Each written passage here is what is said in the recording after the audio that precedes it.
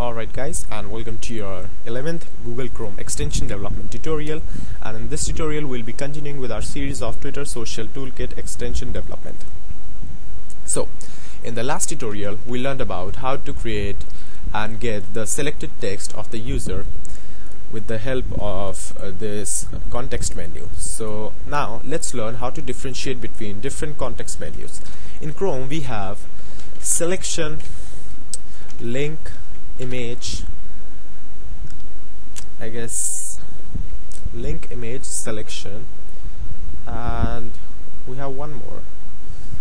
Let me grab my thoughts. Selection, link, image, and what we have, yeah, page. So we have, and we do have many more, but these four are the major ones and the ones we'll be using in this extension. So these four work as follows. The selection one, as the name suggests, would appear when a user selects a certain text and right clicks here. So this one fires on the selection one, which is the current one. The link one fires when a user right clicks on a link.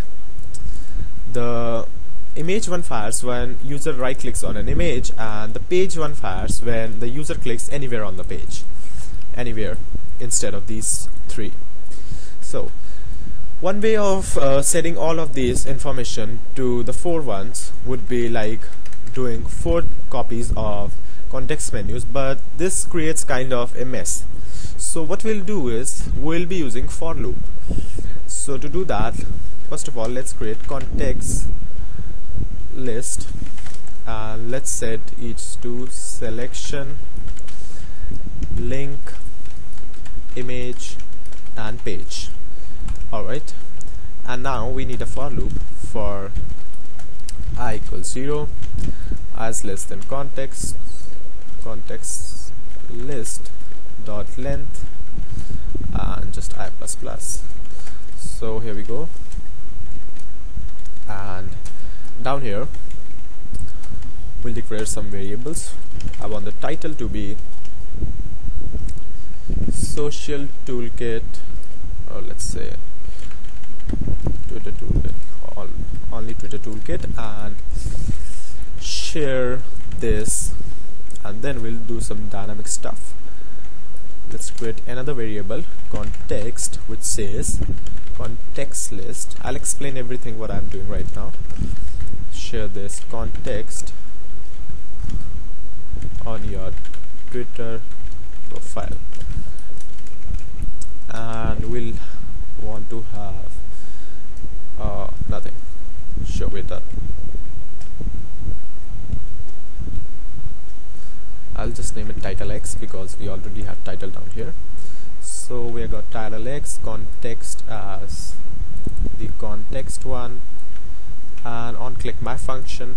Okay, so what we are doing here is, in a for loop we are basically creating a variable context, and get with this variable stores each of these values for per loop. So in the first run of this loop, context would have selection, and title would be Twitter Toolkit. Share this selection on your Twitter profile for every selection, and the context menu.create would inherit or basically grab all this information we have set in the loop.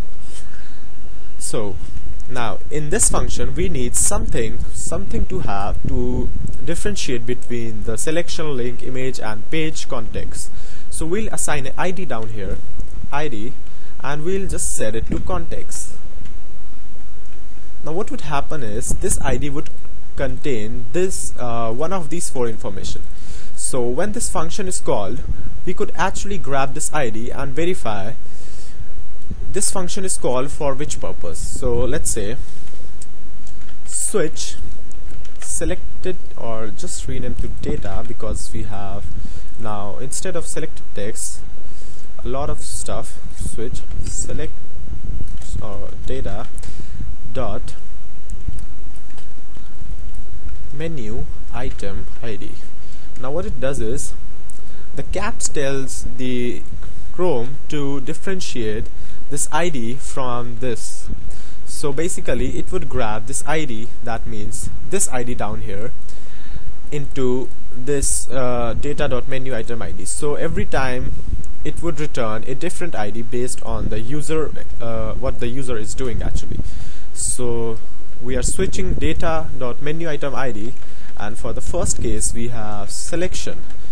If the ID is selection, then we want, let's see, we want Chrome tabs create URL instead. We want text here, and let's break this thing. The next thing we want selection is link. Again, let's copy this and let's replace text with URL and data.selection text with link URL. Now this gives us the URL of the ahref link. Again, let's break out of select now, and the case should be now image. So the image should give us src URL, img src, if you remember. Let's break out of this. In case of page, we like to grab the title of the page, but how we'll do that, I'll explain that in the next tutorial. But for now, let's just hard code this, my page, so we can see that it's actually working. So here we go, and let's break this out, and I guess we are ready. So let's reload our extension down here, and here we go. The selection one first, or just let's go to Google to keep the things clear, because okay, so let's select this text, right click. Whoa, where's the selection text? So my function context list, create title X. Let's see what's wrong with the background script.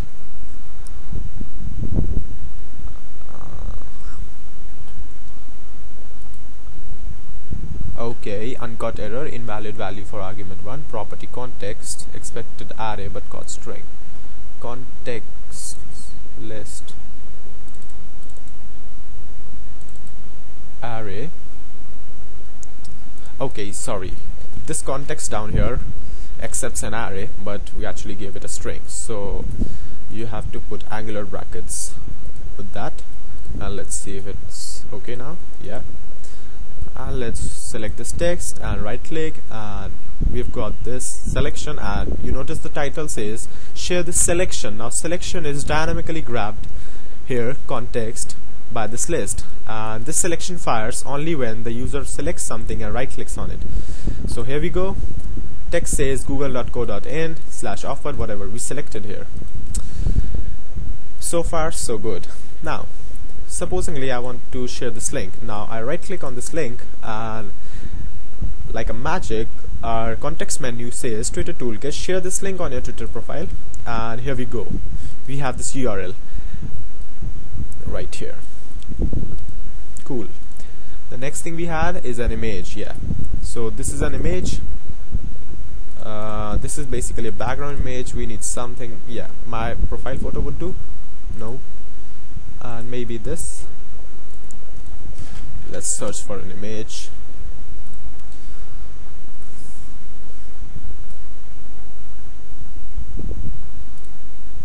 I'll just go with this.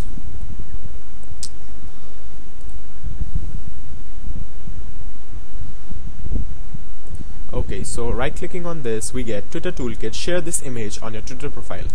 So just like this, we copy the URL of this image automatically into the URL of Twitter.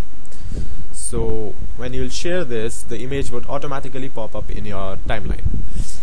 And about the page, then we get right click anywhere on this, and we get Twitter Toolkit, share this page on your Twitter profile. Now to grab the title of the page could be a bit time consuming and explanatory, so I have currently hard coded this as my page only, and in the next tutorial we'll be learning about how to enhance this code and make it a little better. So stay tuned with me and don't forget to subscribe. Thank you for watching.